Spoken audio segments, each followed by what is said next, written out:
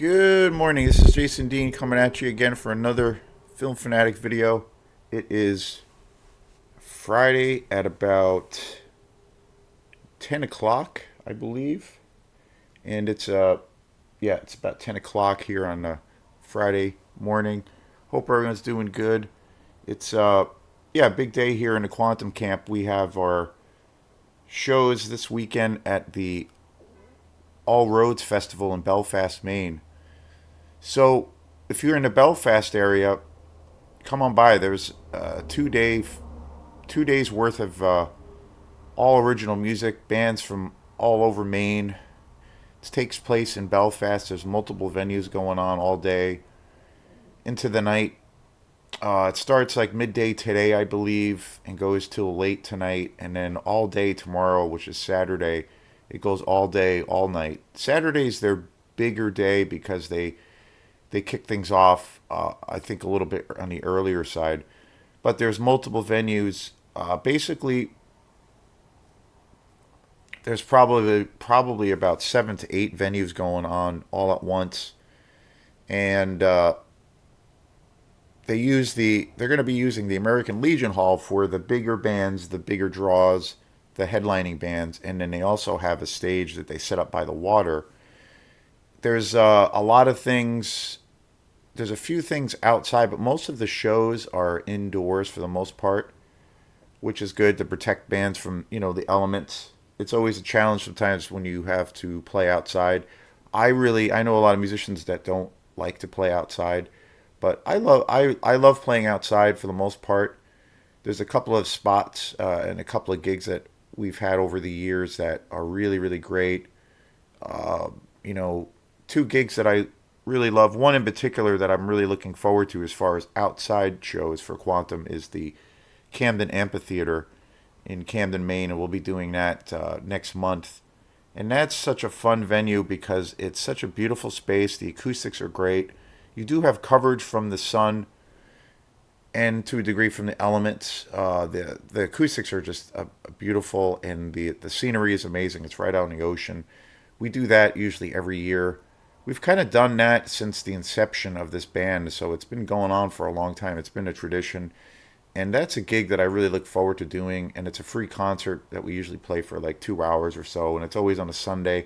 It's pretty chill, laid back, and we just kind of do our thing, and then people come by and stay, and then there's lots of people that come and go, and there's plenty of places for people to sit. Over the years, I feel like that gig has been really great for us because it's helped us meet fans, meet new fans, people that seem to dig our music over the years. I've made a lot of some cool connections with people through that, and it's it's got a casual kind of laid back vibe to it, which I like. So, but tonight we're going to be playing at Marshall Wharf in Belfast at the Three Tides, and we're going to be, I believe we're the second to last band, and we're going on at about 9:40, playing about a 45-minute set. So very excited about that. And I believe if you don't have a pass, you can still go to the shows if you pay at the door. I believe so. People do buy passes and like a whole day pass or a ticket so they can go to all the venues. But I do believe you can go to the shows individually. I was able to go. I went last year to the All Roads Festival, and I didn't have a pass. I went with a friend, and we went to two different venues that had multiple bands going on, and it was a good time. We went to the Colonial Theater where they had a bunch of bands, and then we went to the after party or the closing party. We went on a Saturday night. We went to the closing party which was at Marshall Wharf, and that was fun. There was a lot of people, and the weather wasn't so great that weekend. I think it might rain tomorrow, but it is what it is, and hopefully it's not too cold tonight. It will probably be chilly because the weather has been really weird. It's been cold again, so but it is what it is. So yeah, if you're around in the Belfast area, come out, check out some original music. That's the coolest thing about this festival is it showcases all original material from bands in the state of Maine. So very very cool. And there's something for everyone. There's a little bit of a pop folk kind of a thing. I believe there's actually some hardcore bands actually playing. There's some electronic music. There's some hip hop. There is some good old school rock and roll, and the straight up folk stuff. And so yeah. And so today's show is going to be the conclusion of this series of videos I've been doing. I've been doing a coverage. This is the third video.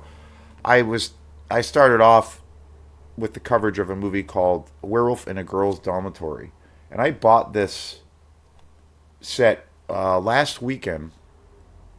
Actually, last Sunday, I went to Goodwill and I bought this. I typically don't buy DVDs anymore. I don't. I stopped. I have a working VHS player, and I have a lot of VHS tapes. And I used to buy VHS a lot, years ago. And then up until a few years ago, I would buy them every now and then. I still, I will always have a place in my heart for VHS because that's like, mainly out of pure nostalgia because that's how I grew up. I grew up with the tail end. Beta had just ended, and then VHS became a thing, and so I have all these, vivid memories of going to the store with my folks to a rental place and buying VHS, and that's how I got into all things horror. And I remember buying VHS, years after that. And I started. That was the first time I started collecting movies. So it's funny too. I've had a piano player that I used to play with. I used to play. There used to be this jazz jam that I used to be a part of, and this guy Mickey Felder, who's a really great jazz piano player. He lives up in Augusta or Gardner, which is about an hour away. And I used to years quite. This is quite a few years ago.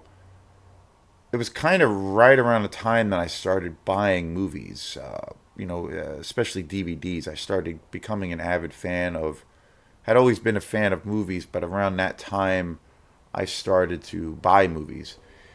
And and I used to go to a jazz jam. I was part of this jazz jam that Mickey Felder would host, and it was at his friend's house, and basically it was a jazz jam where he would put together a band and they would be playing at his friend's house, and he had this really cool house that had a really beautiful like baby grand piano in it, and they would there'd be a bunch of musicians that would show up. There'd actually be an audience that would show up, and it was in a private residence, beautiful house, and I believe it was in Gardner.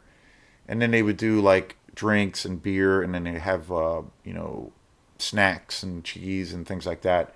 And we would usually play like jazz standards, and we would do that every week, and it was a lot of fun. And it was a way for me, how I was still really really green as far as I didn't have all that much experience, especially playing jazz. So it was like a really good thing for me to do, and I used to do it every week. But after I got to know Mickey Feld, I realized that he was really into movies also, and he was a collector of movies. And it was funny because he had this really kind of strange idea about collecting, and I think that is an attitude I see now, and I've heard about people who kind of do that kind of a thing. But he basically owned a lot of movies, DVDs, and he loved a lot of movies, and we had a lot of the same interests. But he said that he would, basically he would see a movie once or twice, and then that would be it. And then he would buy it on DVD or something, and then just kind of store it away and build like a collection. But he said that he typically would watch a movie maybe two or three times tops, but he wouldn't, you know, watch it numerous times. But he basically was really into collecting as a little bit of a hobby, and he would acquire these movies, and then he would just kind of build his collection and just kind of put everything away. But for me, I'm like, even back then and especially now, I buy movies because I love them and because I'll watch them numerous times. If I'm into a movie, I'll watch it, an endless amount of times. But I also love collecting the movies. It's a hobby of mine of where, some people like to collect baseball cards or posters or comic books or what have you. There's all kinds of hobbies that people have as far as like collecting things. And that part of my brain, for me, I love to collect movies. But at the same time, I will, buy movies that I will watch numerous times. So I'm a little bit different that way. I've seen that on YouTube a few times of where some guys that will go through their collection, they'll buy, a bunch of movies at, some kind of at some kind of bulk rate or whatever, Blu-rays or DVDs, and they'll never watch them. They'll watch movies, of course, and they'll, be fans of certain movies, but a lot of the times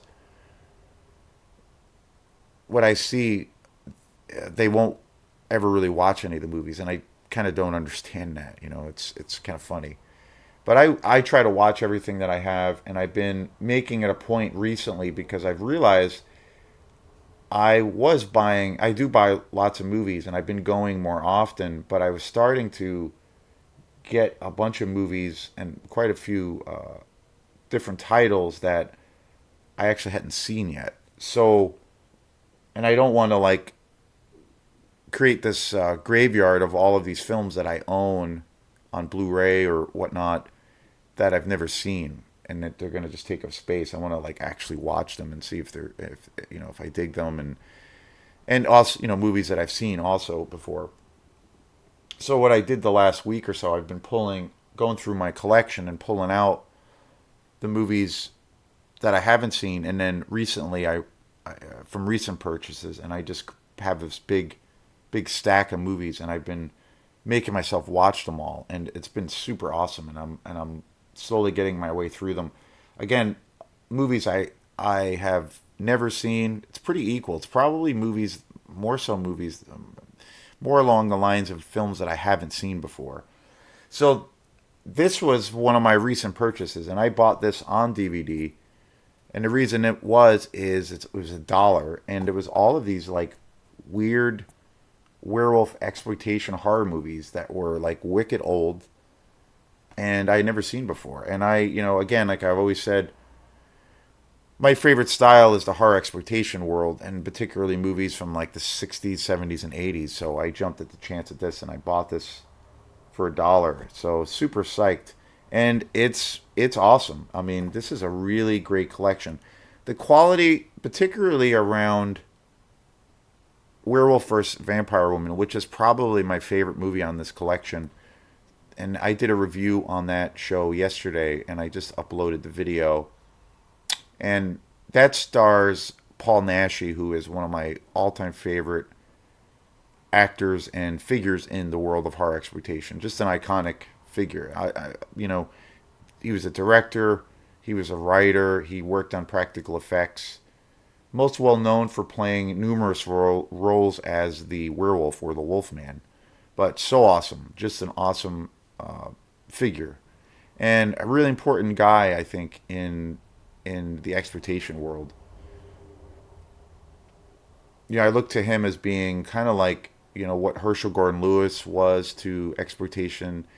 I look to him as being a key figure, like, say, somebody like Lucio Fulci, and, for me, the king of Italian horror. And also another Spanish director, James Franco, who I think is one of the other real key figures in the world of exploitation. So like those guys are really really important, and I feel like if Lucio Fulci didn't exist, James Franco, Herschel Gordon Lewis, and Paul Naschy, if those guys didn't exist, obviously the exploitation world would probably still be a thing. But those figures, I feel, overall are probably the most important figures in the world of exploitation, and their bodies of work and how prolific they were it was extraordinary. Like so many movies, just those four people alone, unbelievable. And they all acted as for the most part, directors in that field. You know, Paul Naschy, mostly well known for being an actor, but he also directed a lot of great movies. Herschel Gordon Lewis obviously was a full on director. James Franco was obviously more of a director, but he also starred in a lot of films. So, you know, really, really important guys. So I was super excited that he was in Werewolf versus the Vampire Woman. The quality, the unfortunate thing is the quality is really, really terrible because it looks like it's a burnt copy of VHS to DVD. So the quality is like really shitty. But again, I'm super excited to have it just for the hell of it. It was $1, and the movie is so awesome. I had never seen it before, and I was super excited that Paul Naschy was in it. Didn't realize until I put it in too. I didn't see it, and that wasn't mentioned, on the cover of this or even on the back. So super excited, but it's an awesome movie. And but this collection's awesome. I am finishing up the last one right now, and this today's review is for A Werewolf in Washington. And again, another werewolf horror exploitation movie I had never seen before, and it's really, really awesome. It came out in 1973. Wicked old school. It's funny. It's looked at as a horror comedy. It's a little bit. I could see it being a little bit of a black comedy. There are moments of where it's kind of humorous and a little bit of a like a satire, but it's overall just a kick-ass horror exploitation movie. The thing that's so awesome about it too is it stars Dean Stockwell. And Dean Stockwell is one of my favorites. He he is in my favorite David Lynch movie, uh, Blue Velvet. Just he's so amazing in that film, and so I had no idea that he was in any exploitation movies. And this movie came out in 1973. Dean Stockwell had an amazing, huge career. He was in one of the most popular TV shows of all time, Quantum Leap. He was one of the stars in that, and that was a huge show with Scott Bakula. And I grew up watching that show. The Boy with the Green Hair was one of his, probably his first movie. That came out in 1948. I mean, he had so many movies, and he bounced back and forth between TV shows and movies and action movies and comedies and all kinds of stuff. Married to the Mob in 1988, another killer movie. Paris, Texas in 1984, which is a really awesome movie. Compulsion, 1969, another really great movie. The Dunwich Horror, which that's crazy that he was in that. I forgot about that. That's an amazing movie from 1970. And of course, Blue Velvet, 1986. Uh, but again, he passed away in 2021, which I didn't realize. But he's one of my favorite actors. And like I said, he's in my favorite. I'm a huge David Lynch fan. And he is in Blue Velvet. And he plays one of the most iconic roles ever. And one of the creepiest and kind of one of the most terrifying characters on the screen. And the story of this movie is, or the idea for the story of this movie is pretty wacky. He basically plays an aide to the president in Washington D.C. and it takes place during the '60s. And this movie came out in '73, and the backdrop is Watergate. It's like on the verge of the Nixon scandal. They don't go into it, but it's like kind of brewing under the surface. But Dean Stockwell plays an aide to the president, but he's actually he gets attacked by this wolf, and he turns into a werewolf, and he goes on this rampage in Washington, and it's awesome, and there's some things about it that are just so cool and original. There's one scene in particular where he's basically he goes after this woman in this gas station, and he's like on top of the car, and there's a woman who is like pumping gas into her car, and you see him fully change into a werewolf on top of the car, and then he attacks her and eats her like alive, and crazy. And there's like people around, and but it's super funny too. It's super goofy, but it's really great. It's the acting is really great. I love the setting, being that it's set in Washington D.C. and it ties in, you know, these different politicians and what's kind of going on in the world at the time. And he's also Dean Stockwell's character is really struggling with the realization that he is a werewolf. And there's this whole thing of where he realizes that because he blacks out and then he goes on these killing sprees, and he eventually realizes what's going on, and there's all these murders that are happening and killings that are happening all around DC. And he wakes up also with this like mark of a pentagram on his chest, and there's this whole thing of where he goes to one of his friends and tries to tell him what's going on and that he feels like he's becoming a werewolf.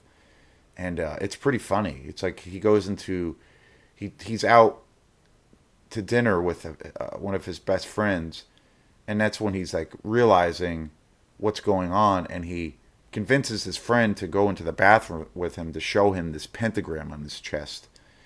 And there's a scene where they both go into the bathroom, and he takes off his shirt, and he's got this like pentagram on his breast. And then there's another guy in the bathroom, and then the other guy's like, "What's going on with you faggots?" And I don't know, it's pretty funny. But it's a great movie. It's actually got some really cool atmosphere.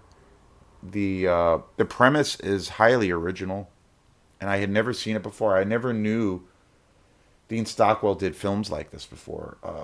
So I was very, very excited to watch this. And it doesn't disappoint.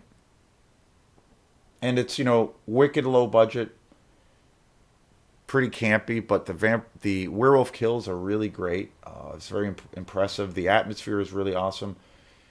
It was directed by Milton Moses Ginsburg, who, again, I never heard of before. And Milton Moses Ginsburg was an American film director and editor. He directed Coming Apart in 1969, The Werewolf of Washington 73, The Hallowed Bird, Blind Light, The City Below the Line. So he did a lot of films, but I had never heard of him before. So really, really cool surprise. And this is definitely The Werewolf in Washington is the third movie on this collection, and so I've enjoyed watching all of these movies, and it's a really, for a dollar, it's a killer collection. The only thing that, like I said, that does suck, but it is what it is the transfer is not very good. For Werewolf in Washington and Werewolf at a girl in a girl's dormitory, especially that one, the quality is actually really good. That one's all black and white, and that one is from 1962. It's wicked old school, but it's like really awesome. Great atmosphere, really great acting. It's probably as far as out of like these are all exploitation movies, and as far as from a technical standpoint, as far as like the acting, the construction of the story, the direction, a film with a real strong story. I would say the one that's the best from that in that light would be Werewolf in a Girl's Dormitory. That's probably the best made movie out of these three. But my favorite is definitely the Paul Naschy movie, Werewolf versus the Vampire Woman. That's just like super sleazy and just super gory and trashy and just like really raw and dirty, exploitation. And it's just awesome. And Paul Naschy is amazing. But I have to say, Werewolf in Washington is awesome. And any of these movies, if I come across them on Blu-ray, I will definitely buy them because they're all killer movies. And the thing that I love about them is that they're so different from each other. They're really, really different. They're really original. They all have great atmosphere. And, I never seen them before. So, yeah, super excited I'm just about finished with Werewolf in Washington. And it was a real great, pleasant surprise to see that Paul Naschy was in one of these movies and Dean Stockwell. So definitely check this out. Check these movies out. I never Never seen them or heard about any of these movies before. So they are probably available somewhere on Blu-ray or 4K. But I will, in my travels, I will, keep my eyes peeled if I come across them. So thanks again. If you like this channel, please, support it and all that good stuff. And we will see you next time. Peace.